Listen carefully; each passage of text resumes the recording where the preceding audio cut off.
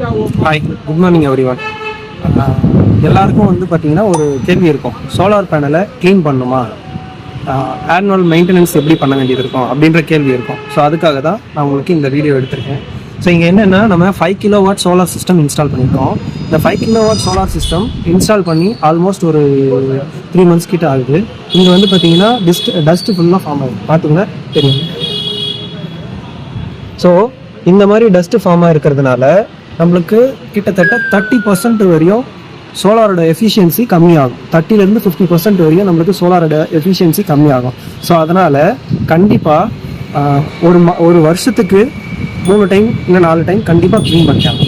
Maintenance வந்து ப்ராப்பராக இருக்கும்போது நம்மளுக்கு ஈல்டு வந்து குறையாமல் வந்துகிட்டே இருக்கும். இப்போ நம்ம க்ளீன் பண்ணுறது எதுக்காக? இதோட ஈல்டு குறையுது அப்படின்றதுக்காக மட்டும்தான் நம்ம க்ளீன் பண்ணுறோமான்னு கேட்டால் கிடையாது. ஈல்டு குறையும், அது நம்மளுக்கு டெம்பரவரியாக குறையும். பட் அதை தாண்டி இதில் என்ன ப்ராப்ளம் நடக்கும்னா, இது டே பை டே இப்படியே இருக்கும்போது நம்மளுக்கு இதோட ப்ரொடக்ஷன் கெப்பாசிட்டி கொஞ்சம் கொஞ்சமாக குறைஞ்சிட்டே வரும். ஸோ அதுக்காக நம்ம வந்து ரெகுலராக இதை க்ளீன் பண்ண வேண்டியது இருக்குது.